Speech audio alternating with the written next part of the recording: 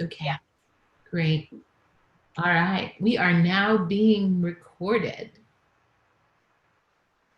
And I'll give you a little tip if you didn't know. In the upper left-hand corner of your screen, I can see it there. I see that we are recording, and I also see that in the participants pane. So that's just my first sort of pro tip if you want to know if the meeting's being recorded, because there aren't any announcements made. That's how you know. So first, I want to ask a question. Is there anyone on who has not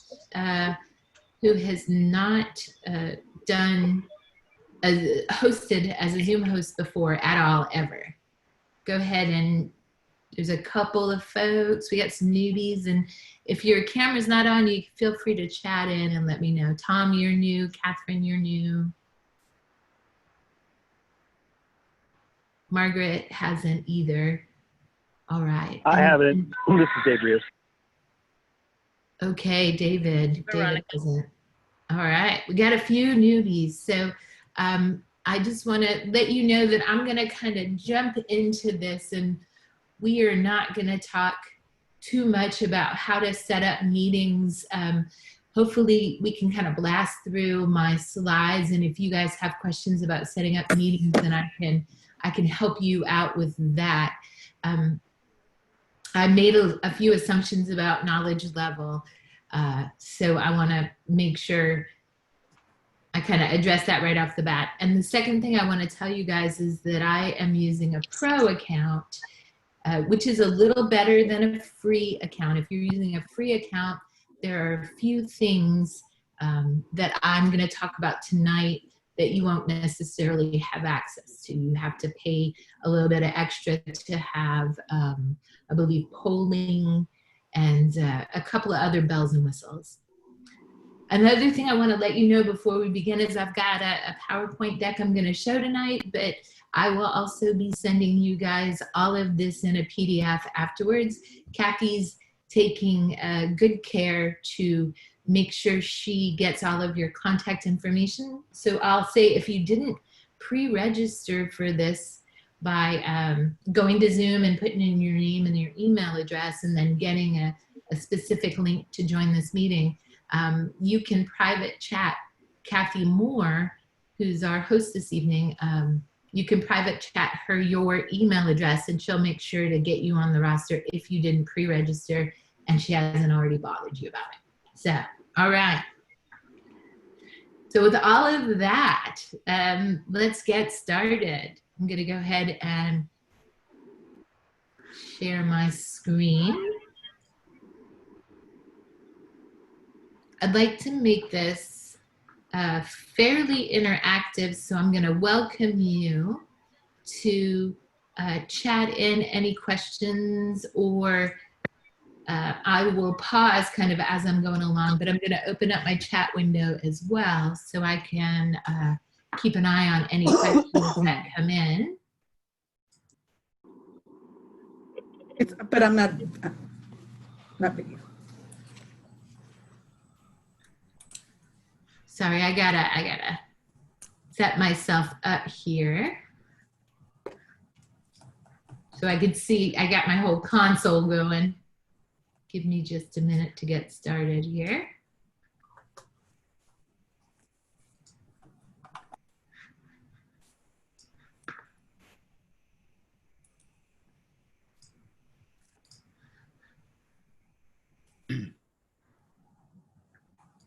All right.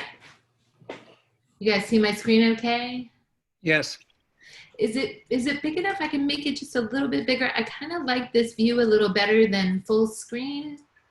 If we get to a point where you guys need to, I can zoom in on some of my slides. All right, so here we are this evening learning how to be better Zoom hosts. Talked a little bit about, I won't show you exactly how to actually schedule a meeting, but I forgot my first slide is actually scheduling a meeting. So once you get logged into Zoom, you can go right into meetings and then schedule a meeting. And here is the brief information, kind of very limited to get you started, right? What are you going to call your meeting? How are you going to describe your meeting? What time and date is your meeting? How long is your meeting?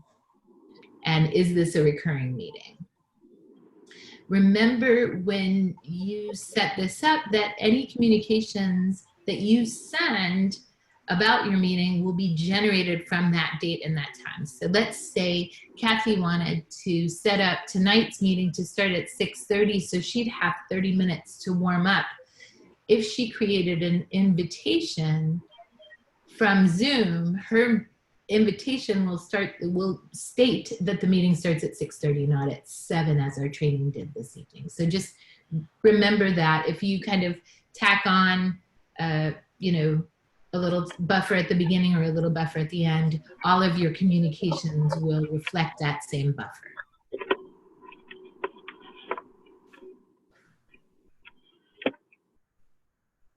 Let's see here. I should have asked y'all if you don't mind just muting, but I can actually mute y'all from the participant pane, which we'll talk about in just a few minutes. All right. So when you're setting up your meeting, you want to kind of be super mindful, especially if this is for an event like a contest or a TLI that's coming up. How do you want your guest experience to be, and how do you want to manage things? So you can set this up at the meeting level as you're creating your meeting. So you start here with this information, then you can kind of scroll down and look at some customizations that you can do. And if you're creating a meeting for one of our upcoming TLIs, Kathy has asked that we require registration and a meeting password for security. So you can, as you're creating your meeting, just click registration is required and to require a meeting password. And what's kind of cool about the meeting password, just as an FYI, it defaults a 5 or 6 digit number into that field right here. But if you want to, you can create a vanity password by clicking into the field and updating it to a new password. So as I was saving this meeting, made it example, exclamation point. At some of our TLI events, we had folks putting in president or VP Ed or whatever for some of those breakout sessions that they were doing. So you can do a vanity password, which makes it a little easier for folks to remember as they're logging into your meeting.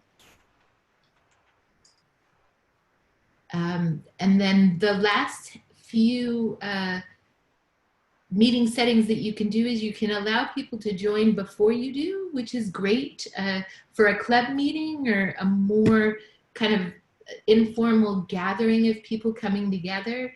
But for a contest or a TLI training event or a more formal event, maybe you want your participants to wait until you join and start the meeting.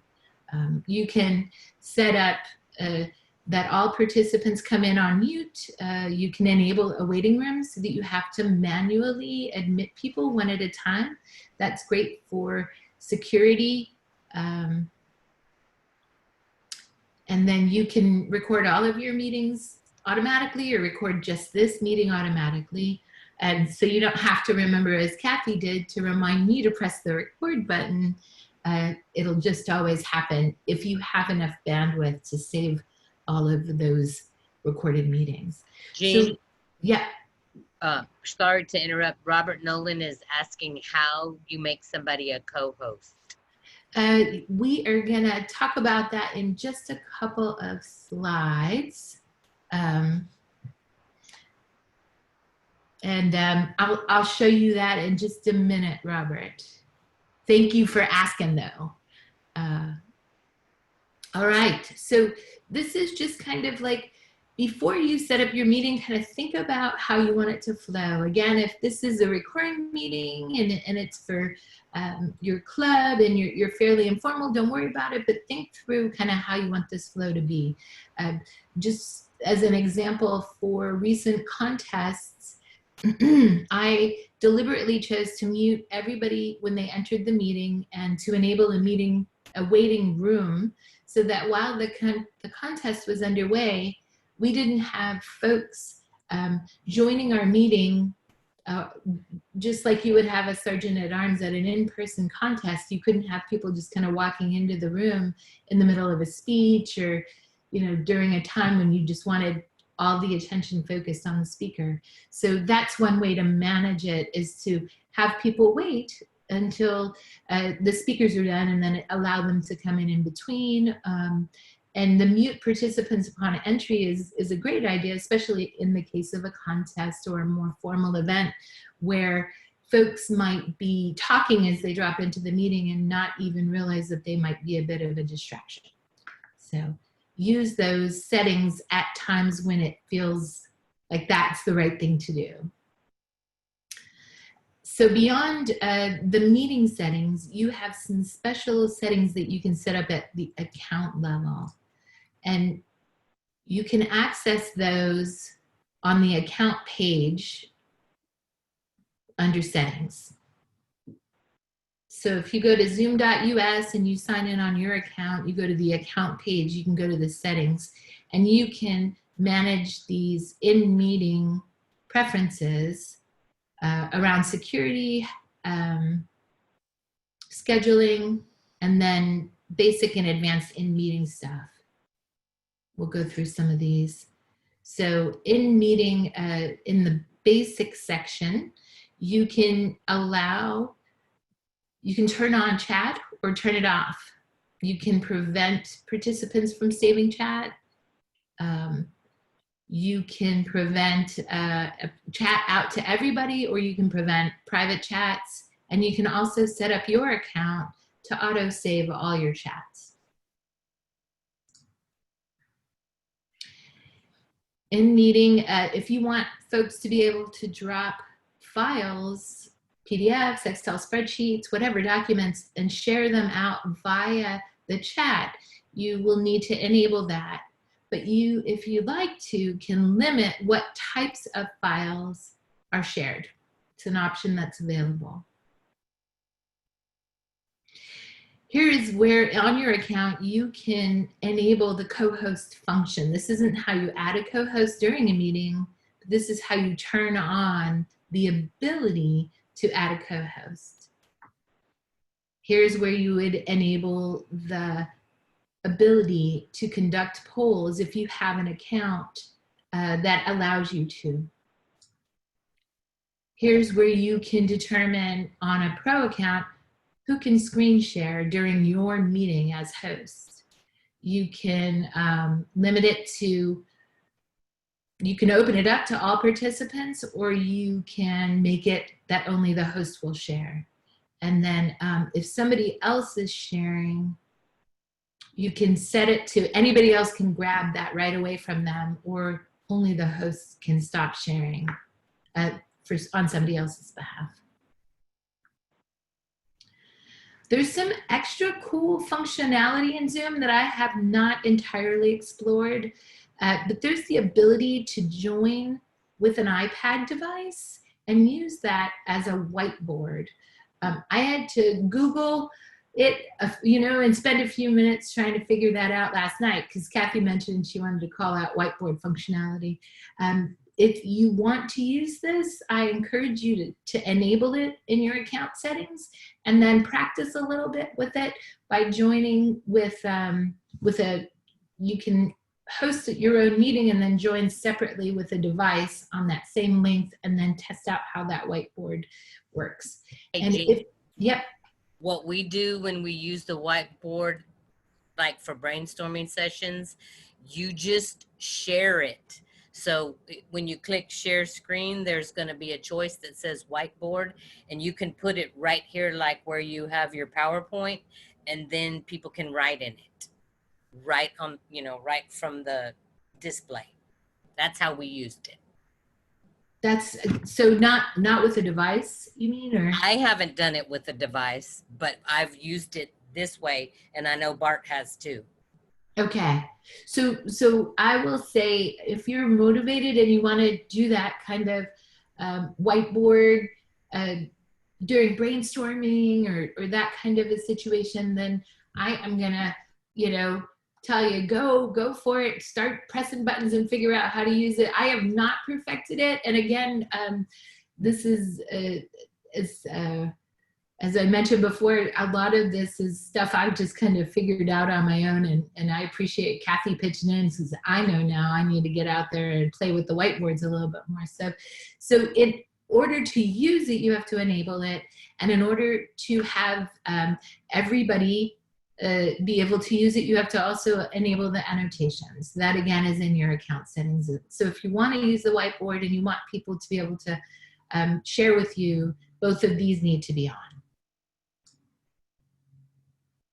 And then last but not least, in your account settings, if you want to enable your breakout room, and I'm pretty sure that these are by default not enabled on most accounts, even the pro accounts, you have to go into account settings, in meeting, advanced, and enable the breakout room.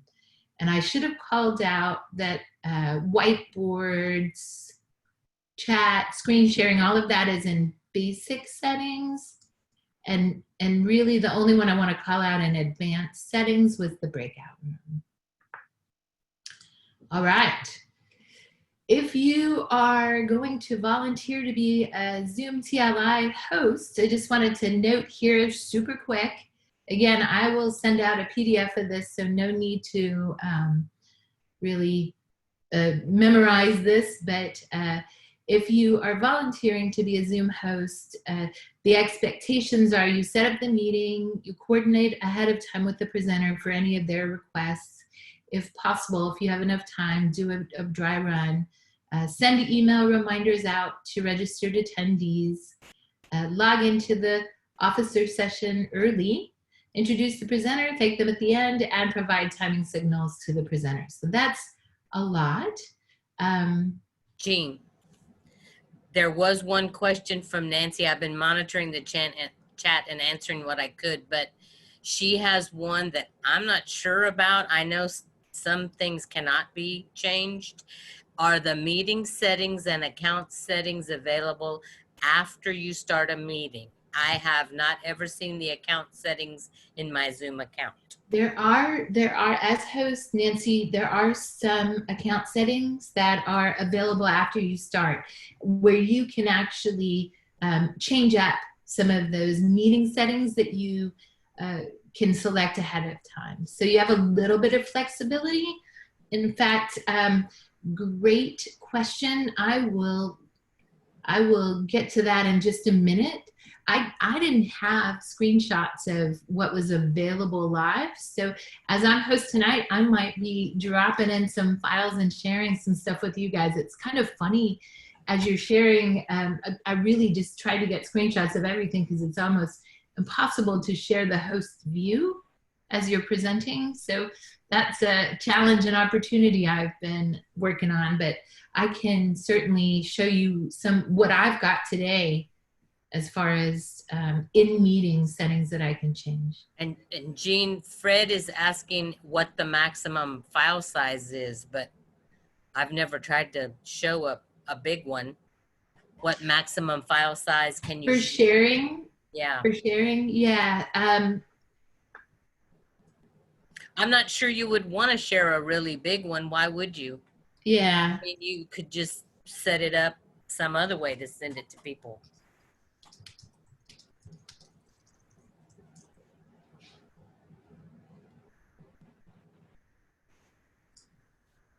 Yeah, I don't know. I'll have to dig in and see what the upper capacity is. All right. We're getting some really good questions. Very thoughtful.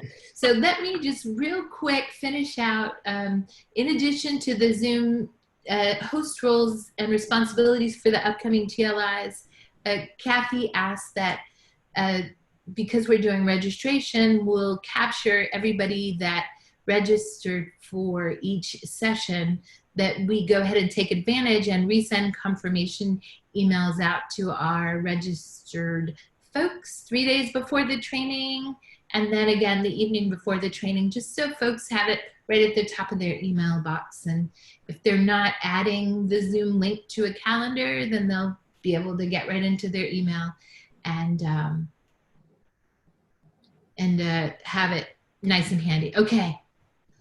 All right. So Kathy Lansford asks, is there a way within Zoom to invite people, or is it only done through a calendar? And that's a great question. So let me real quick, I'm going to sign into my account.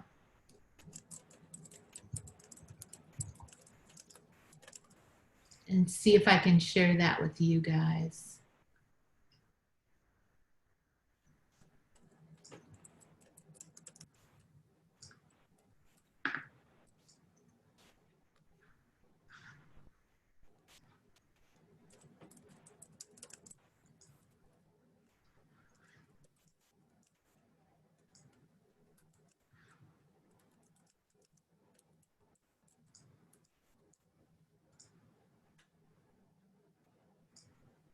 So here's what it looks like when I set up my meeting with my club.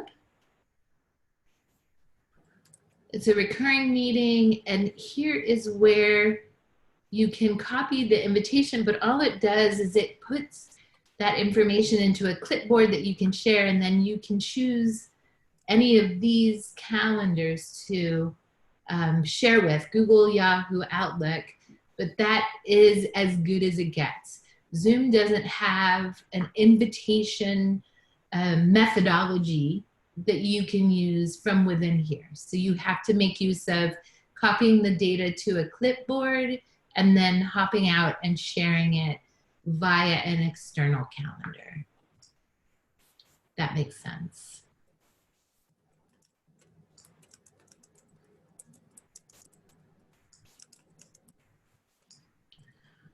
All right. So I'm going to pause for a minute. I'm going to open my chat back up. Robert was asking about how do you manage attendees by, let's see here.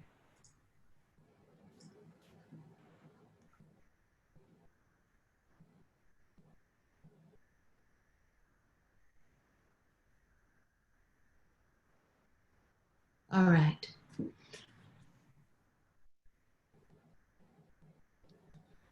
Sorry, I'm getting distracted by the chat. Nancy, I'm sorry you're confused. I can show you in a minute how to get in there. I can show her later too. It's not unless you're wanting to show everybody. And so Nancy understood. Nancy says, I didn't know I was missing out so much on all these preferences I could use when I'm You're setting not up a going to meeting. have all of that on a free account. No, but Nancy's got a paid account, so she's got the ability to do it. Oh. And that is one of the reasons why I wanted to kind of roll out with, hey, look at all this stuff you can do or can enable, just so you know, because this is stuff I figured out sort of just clicking through and looking at my account, my meeting preferences, my account preferences, and all of that. So, so I'm gonna encourage you, Nancy, to get out and kind of click these buttons, and I can get back to it. Let me get through the rest of these, and we can definitely sort of do some more live demos. All right.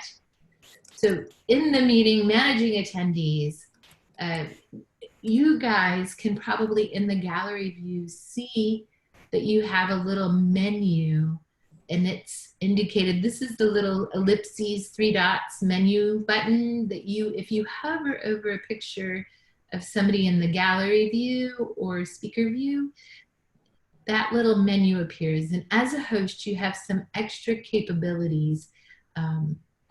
I think if you're just attending a meeting and you hover, you might have the ability to chat that person directly, right? Bust open a private chat button. But as a host, you can Make an attendee your co-host. You can rename them. You can mute them. You can stop their video. You can request that they start their video, or you can remove an attendee from the meeting. So I'm not gonna say that, you know, I wish that none of this ever has to come up for you. I wish that you would never be in a situation where you were thinking to yourself, how can I turn somebody's video off because nobody else needs to be seeing what they're seeing right now? Or how can I just, you know, have this person who's not responding to my private chats to mute or unmute or whatever? How can I just have them moved out of the meeting? And I will say, you know, as a generous host, that's always a last resort, but you can't rule it out. So please understand that if that comes up, don't panic. You can just pleasantly escort them out of your meeting. Don't need to worry about somebody being disruptive. You can just kick them out. And actually, one of the preferences in, I believe, accounts, it might be under meeting setups or account setups, and I can't remember which one it is because I didn't show you every single one of the preferences, is you can either enable or not enable people to come back into your meeting after you've removed them. And if you've seen some of the news and some of the discussion about Zoom bombing, etc., these are things that you just want to have in your back pocket just in case anything ever happens. All right, so you can either hover over the gallery view, the picture of the person or their name, or you can go to the participants pane, which if you open that up is on the right-hand side of your window, and that's a screenshot here, the participants kind of half cut off of the participants here, where you can chat that person as a host. You can chat them privately. You can start video, stop video, make them a host, make them a co-host, allow them the ability to record, rename, put them in a waiting room, or simply, as I mentioned, remove them from your meeting. All right, so I've got some kind of real detailed slides about both how to set up breakout rooms and how to set up polling. And I'm going to move through them fairly quickly just to give you guys a high-level overview of how this works. If you have a paid account, you will be able to use breakout rooms and polling both. I believe breakout rooms and some capability are available on the free accounts. But again, you need to go, before you can use the breakout rooms, you need to go into your account settings and turn it on. You need to enable the functionality for breakout rooms. All right, so you guys ready? We're gonna move through these pretty quickly. So Tatiana, hang on a second. Let me look at some of these chat questions. Tatiana asks, are these options available to the host or to host and co-host? So Tatiana, I think host is the only one that can do the breakout rooms. Yes. But the co-host, if you have a waiting room enabled, can help to admit people into the room, can mute people and unmute people, turn videos off, and kind of manage participants. But it is only the host who can use the breakout room functionality. But Kathy is actually the host of our meeting tonight. And when I joined, she gave me the host privileges, again, by going up into the participants or the gallery view, and she made me the host of this meeting, which then gave me all the breakout room privileges. So you can kind of, you know, move those around to whoever needs them as you are working your way through it. And you'll see, I'm going to encourage you, if you're partnering with people, to set up those responsibilities ahead of time, let people know who's going to be doing what, so that everything runs nice and smoothly. All right.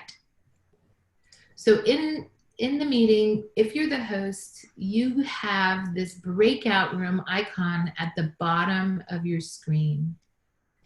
And if you hit that button, what happens is it pops open just a little window and it says, do you want to do it automatically or manually? I typically choose manually, unless there's a scenario where you have, say, 50 people and you have 5 breakout rooms and you just want randomly 10 people to go to each breakout room. Then you can hit automatic and Zoom will randomly divvy those folks out for you. More likely than not, you want them to go, specific people to go to specific rooms, right? Let's say you've got 30 people in a room and you want 3 of them to go off and talk about president, club president roles, or a moment of truth, one of the moment of truths, right? And What happened? You're deliberately sending people out to specific rooms. So if you choose that manual option right there, what happens is you get a pop-up room where you can start to set up your breakout rooms. And it defaults to just 2. And you can tell it, hey, I want 3, I want 4, I want 10, right here, there. You hit manual. And we got somebody who's not on mute. So I can, as a host, go through and start muting folks.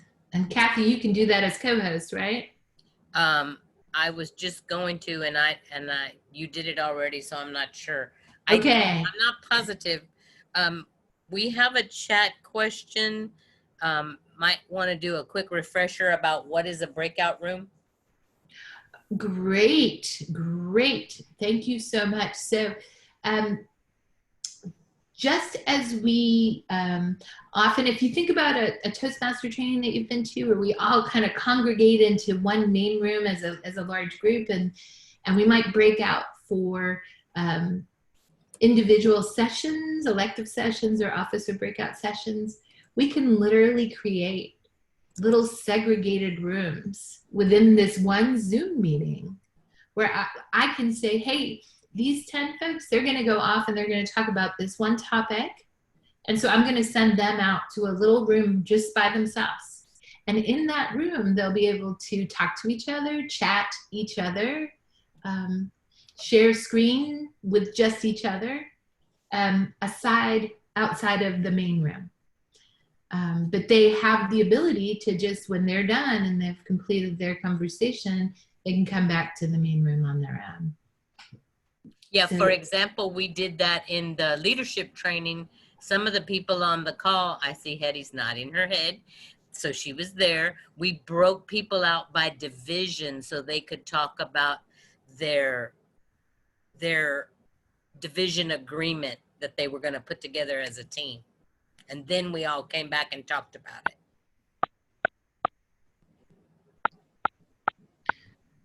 So Amanda asked that we share the PowerPoint after our meeting, and I will definitely be sending that out afterwards.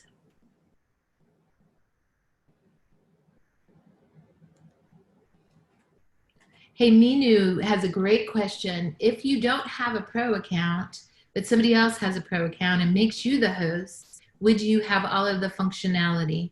And I believe the answer to that is yes. Because you're basically borrowing their account, their settings and all of that. So tonight, even though I'm kind of hosting, this is Kathy's account. And so that recording is going to go to Kathy because she owns this account. It won't come to me. All right. So when you set up your breakout rooms, you have the opportunity, if you like, to rename your breakout rooms, kind of handy so you know where you're sending people. And then once you've got however many rooms you need set up, you can start to manually assign people into those rooms individually, one by one person to one room at a time. It's a bit of work. So the random thing works great if that works for your purposes. Otherwise, what you do is you can start to load individuals into breakout room 1 or breakout room 2. If you need to make a change, you can kind of hover and say Art doesn't need to be in breakout 1. You want him to move him to breakout 2. You can hover right there and move him to breakout 2. Once you've completed all your assignments, you hit the Open All Rooms button, and your attendees will get a pop-up window that says, hey, would you like to join this breakout room? And they'll have to actually physically accept that, and then they'll move from the main session into their individual room. And then as a host, you can see the names of folks who do and don't go. So I can see the green button that Art and Heather have gone, but that Marco has not yet joined his breakout room. When you're in the breakout room, the participants will have a similar meeting control as I mentioned. So they'll be able to share, chat, ask for help from the host, or go back to the main session. But they will only be sharing, chatting, talking with each other. Just that small subset of folks that are in the room. They won't be, the chats won't be viewed from the main session, and they will miss any conversation or chats that are happening in the main session. But at any point, you can leave the breakout room and take yourself back to the main session. As a host, you'll be able to join a breakout room. You can go visit them and see how they're doing. You can drop in and check out their conversation, see if they need any help. And you can also broadcast as a host. You can broadcast a message to all of the breakout rooms or just some of the breakout rooms. And when it's time, you can close the breakout rooms by hitting the Close All Your Rooms button.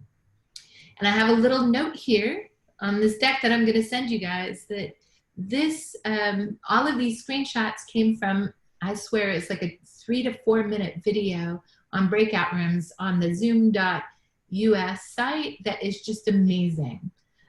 If you want to learn how to really, do it, it'll show you actively how to do everything, and you can go back and refer to that if you need to. So please use the Zoom site. They have a great support site and tons of short little videos that show you how to do very specific things on Zoom.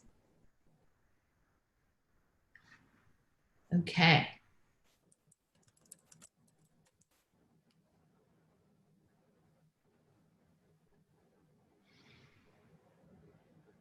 Veronica asks in the breakout room,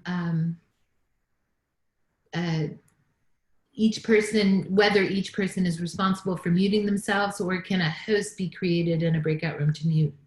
I think the host has to join that breakout room in order to enact anything. Once you go to a breakout room, you're kind of on your own as far as etiquette and good citizenship as far in your discussion. All right. So somebody asked me to talk a little bit about polling. If you enable polling again in your account settings, you'll be able to see the polling button in your dock. I believe polling is definitely something that is not available on the free account and is only available on one of the paid accounts. So you can, if you want, set up a poll ahead of time when you set up your meeting. And this is where at the very bottom of your meeting, you can create a poll and leave it there for that specific meeting if you know your questions ahead of time. So for us Toastmasters in a club meeting, often what we're asking are who, was the best table topic speaker, or who, was the most enthusiastic person at this meeting. So often those polls can't be created ahead of time. So great news is that on the fly, you can create polls in the middle of your meeting. It's just a little clunky. So if in the middle of your meeting, you want to create a poll, which I do for my club meetings for best table topics, what you can do is, again, hit that polling button, and what'll happen is it'll pop open this window which says add a question.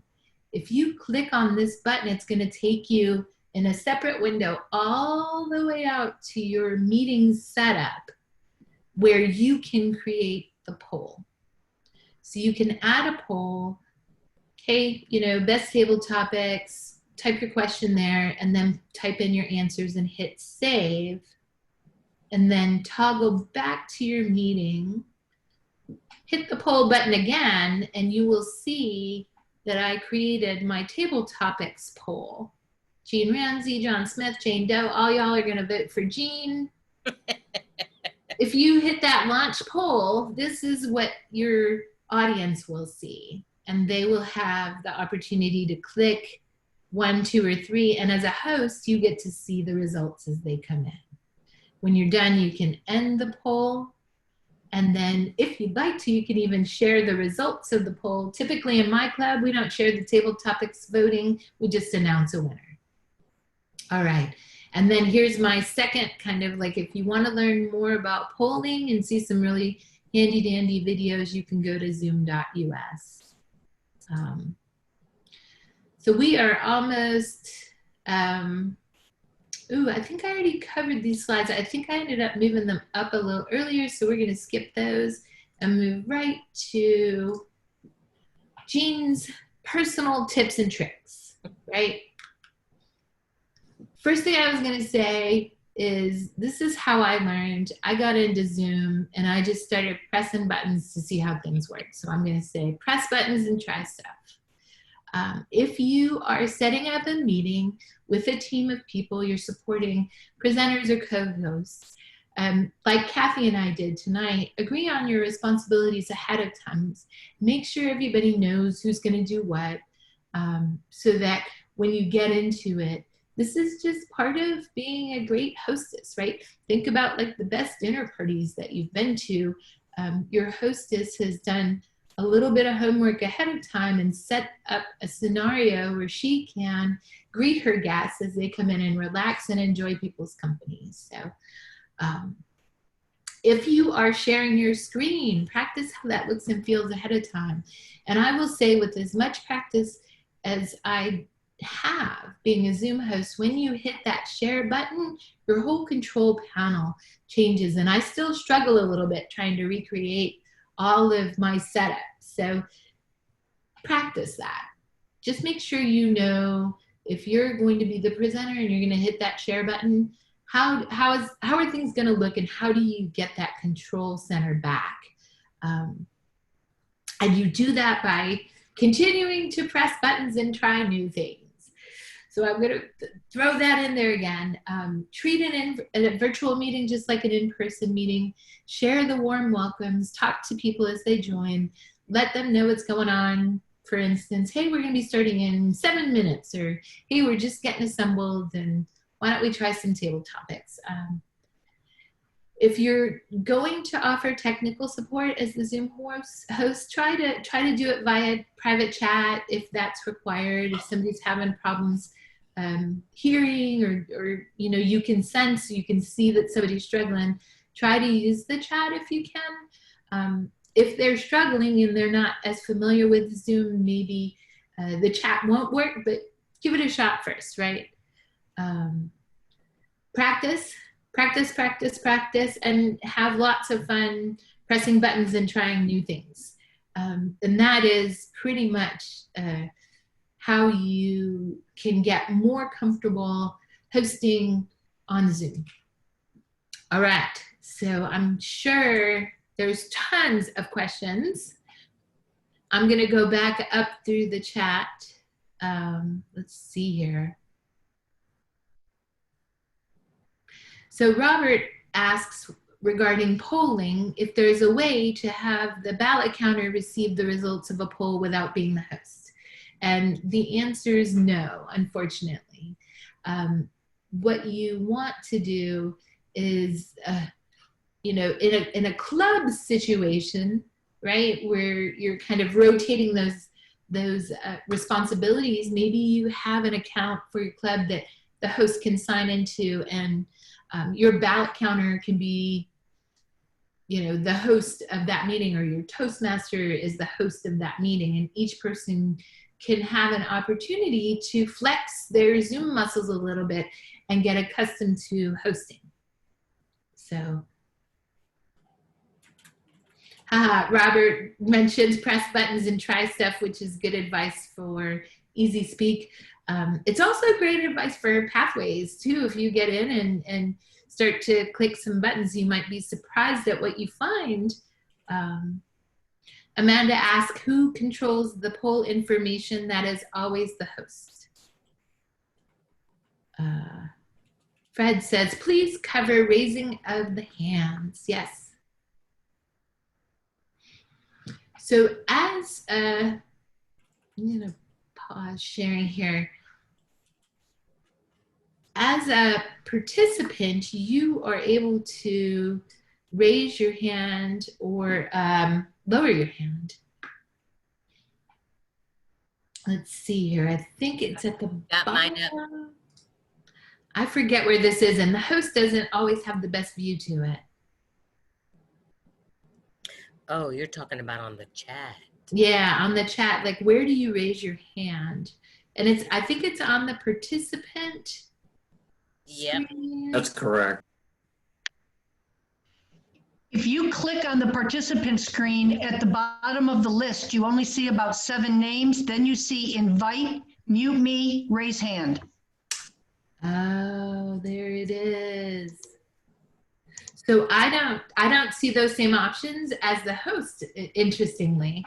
I see mute all or unmute all, but I don't see a way to raise my own hand. I guess that's Invite, because mute all and unmute all, and then on the 3 dots, you click on the 3 dots, Jean, to the right, and you'll also have the allow participants to unmute themselves, allow participants to rename themselves, play, enter, exit chime, enable waiting room, lock meeting, and lower all hands. right. That's what I see on my side. Yep, because you and me as hosts or co-hosts aren't really expected to be raising our hands, really. So as Kathy mentioned, Kathy Lansford just called that out. Host doesn't get to raise their hand. They don't really need to. All right. Unless you use the reaction button. Yes, exactly. All right, so I am gonna actually throw, let's see here. I am going to throw a screenshot into my Keynote so I can show all y'all what the host sees. And did you see Cynthia's question too, Cynthia Bailey, about times, choosing times? Is there Yeah, that's a little bit, unfortunately, that's a little bit static. I don't think Zoom gives you the increments that we live in sometimes, like those 15-minute increments.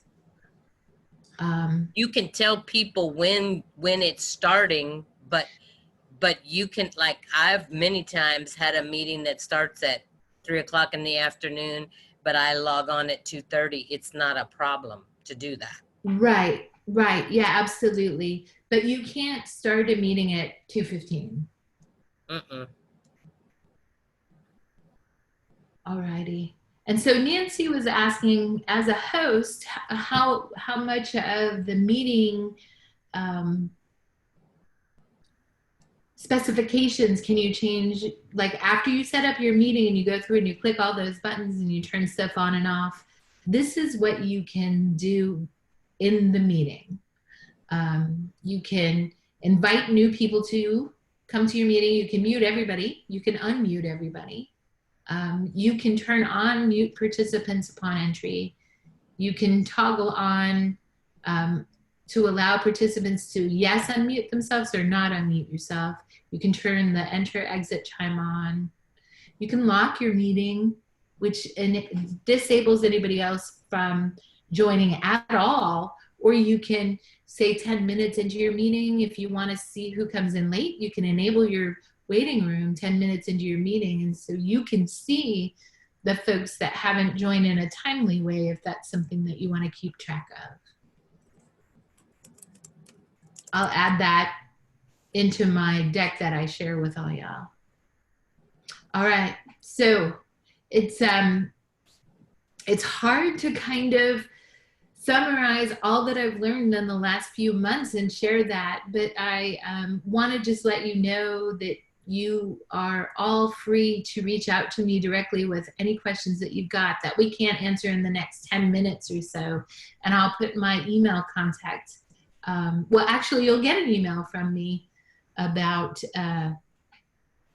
with the PDF of the file of the deck that I shared tonight. All right, here we go. Here's a few more questions. Let's see.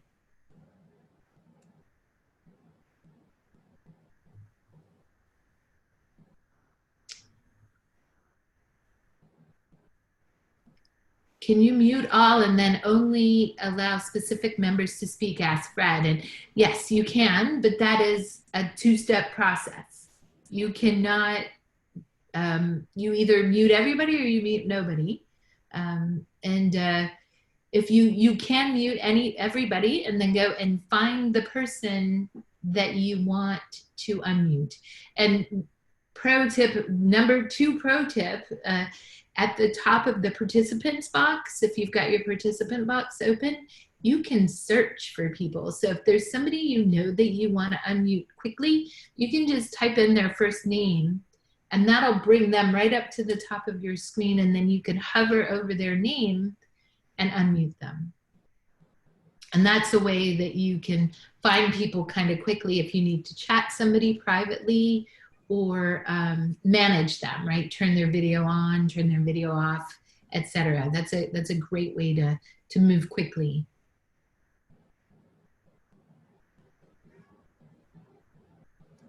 Looking for more questions.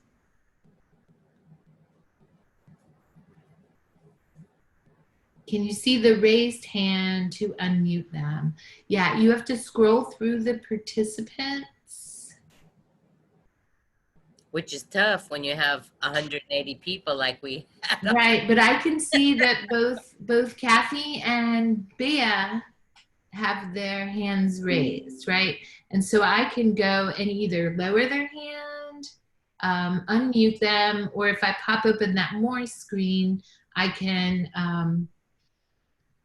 ask them to start their video or any of those other options that were in the previous slide about managing participants. You just got a really good question, Jean, from Minu. Yep. So Minu, it is possible to hold a conference with breakout sessions on Zoom. It is. Kathy and I are currently working through the logistics of how to manage, say, upwards of 200, 300 people, right?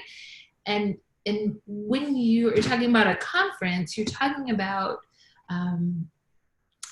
300 people hour to hour making different individual selections about where they want to go, right? And I will tell you that Zoom breakout rooms is not really scalable. It's not scalable. But what I do know is that there's some amazing and super expensive software out there that can help you manage these if that's an investment that you want to make, that the district eventually wants to make. I'm not expressing an opinion on the matter, but it requires some pretty heavy duty stuff. So what we've been doing logistically as far as hosting concurrent, like breakout sessions all happening at the same time, is sharing an agenda with all of the links available, and people are basically joining a meeting, leaving a meeting, joining a different meeting. And that is the way that we've found with our current technology, our current budget, all of that to manage this.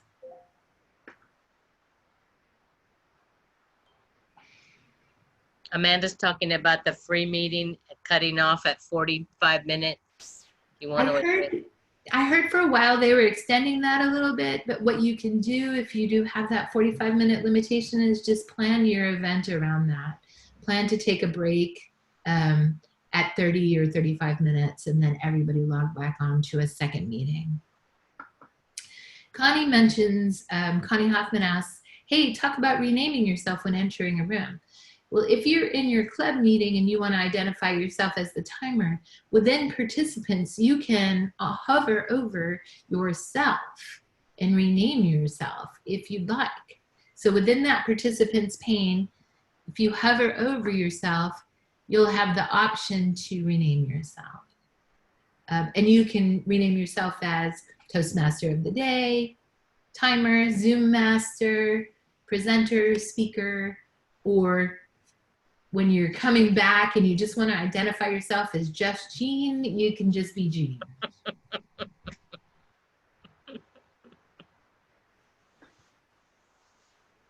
All right.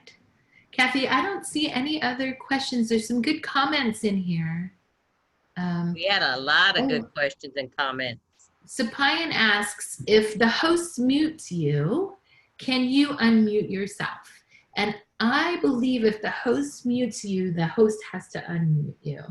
I think you can do it. Try it. Let's try it. All right. So let's see here. Let's try, right? Let's try. I just did it. Did you? Yeah. I did my little 3 dots at the top, and one of them was unmute.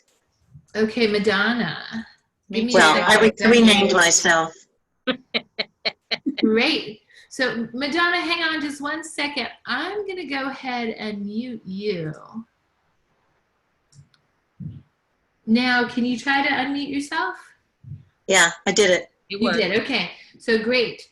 I do know if the host turned your camera off, that you cannot turn your camera back on without the host. So as a host, know that if you mute somebody, they can just unmute themselves, no problem. But if you turn their camera off for whatever reason, they won't be able to turn it back on themselves. But you can kick them out of the meeting if you're having a problem with them. Yes, you can always, as a host, remove somebody or move them to the waiting room. Right.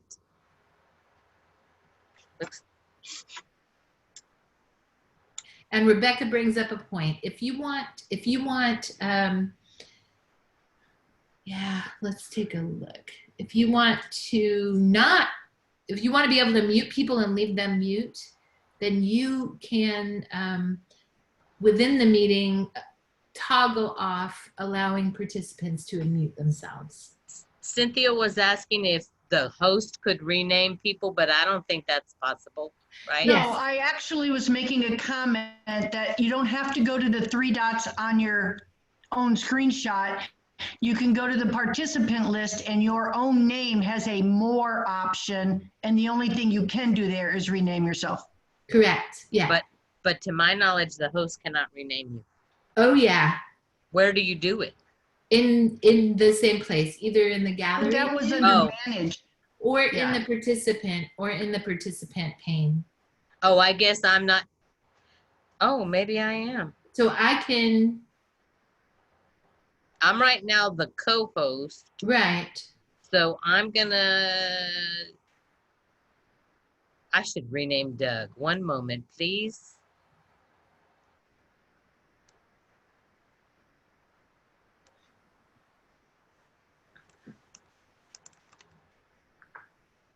Okay, you're renamed Doug. Yep. So. And then Fred asked, what account would we use and who could we practice with before hosting? That's a good question, Fred. So you can, with a free account, you can practice doing most of what we did tonight, not the breakout rooms, but at least like the share screen and, sharing of co-hosts, etc. So you can, with a free account, do that. If you want, Zoom also has a test meeting that's always open. The only thing is that you go and you're the only person there. So it's not fully a great environment to test with other people. But what you can do is set up meetings with your free account and invite your friends to come and participate and push buttons and try stuff. Make sure that you can hand over the share screen to a bunch of different people subsequently. Practice that. A lot of the smoothness of hosting a Zoom meeting just comes from practice, just like a lot of other things in Toastmasters. I don't know how many other clubs do it, but like for TNT, we meet once a month on Sundays, and we usually log on about 30 minutes early. So that would be for people to chit chat and whatever. But that would be a good way for people to practice, because you could log on, we could make you the host, and you could practice doing whatever it is you want to do. But there's probably several clubs that do stuff like that. Gene, a lot of the functions are available in the paid account, but are not available in the free account. So therefore, we're not going to get a good practice on that. Well, you'd be surprised, Fred, how many things are available in the free account but aren't defaulted to on. So if you have a free account, my advice is go back up into your account and your settings and make sure everything's toggled on. I think I saw today, and I'm not 100% on all this, but I think I saw today that you can use breakout rooms with the free account, but you have to know enough to go into the settings and toggle them on. So that's part of the deck that I'll share is a lot of that stuff. Again, that's on my pro account, so you won't have everything, but there may be a lot more that you don't see just because you haven't enabled the functionality, even on a free account. So we have lots of opportunities for people to practice being a Zoom host. You don't have to first practice on a giant meeting like this one. And actually, Jean's done meetings with 200 people because we need lots of Zoom hosts for our TLIs. So she was talking about we're not going to use breakout rooms. That was something that she pioneered. So I was really happy about that I didn't have to figure all this stuff out. I'm just learning from her. But so when we do the TLI and get to the officer breakouts, we're going to need a breakout, a Zoom link for each individual officer. And plus we have 2 advanced officer electives. So we need 9 Zoom links just for the officer breakout portion. The main meetings are going to be like this. Probably one of us primarily will host. We have a few other people like Harlan Blumenthal that is every bit as good as Jean is. But we do need people to host the breakout sessions and the electives. So if you are interested, I'm going to put my email in the chat. We have lots of opportunities. If you look, or I can send you the information and let you know which dates are available. I have one person staying on after me that's going to be Lakeisha Johnson is going to be a TLI chair, and that's part of the chair's responsibility to help me find more Zoom hosts and attendance takers like I was doing today for Jean. So if you're interested in doing any of that, we would love to have your help.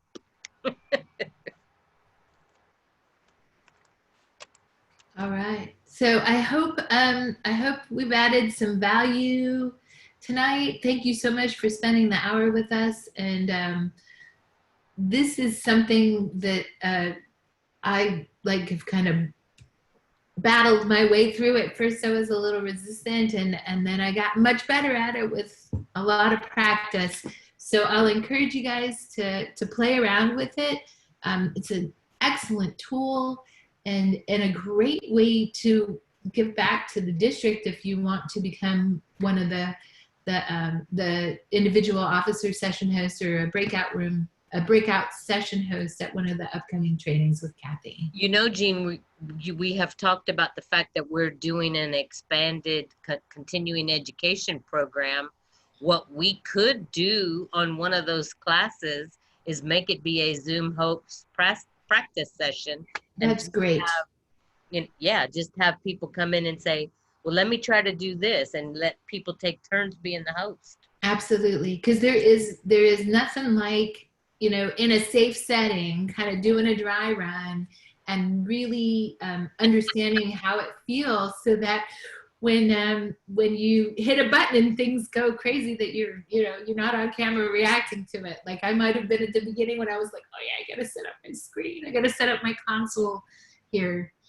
So My home club knows when we first got started, because we used my Zoom account. My biggest thing was sharing the screen. I still have issues with sharing the screen sometimes. Yeah. Yeah, it changes your view of everything, and you just kind of have to practice. Okay, I know what this is going to do, and I know how to recover from that. So, yeah. So again, thank you guys all so much. I'll be sending an email out. Please use me as a resource. And Zoom.us has fantastic support. You can go to their site and search for pretty much anything, and you'll find a little video or a guided work instruction for how to do something. It looks like we have some hands raised.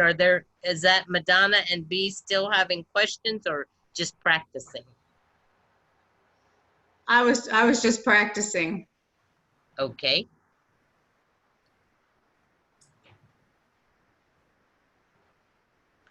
My Okay. hand's not raised that I know of. Oh, you don't see it up there in the corner? Oh, I just lowered B's hand and I because I lowered can mine. as a host. Yep. All right. Thanks, guys, so much for coming tonight. I appreciate it. We'll see you out there. We'll see you online. Thank you. Good night. Thanks, everybody. Aloha. Aloha. Aloha. Slick.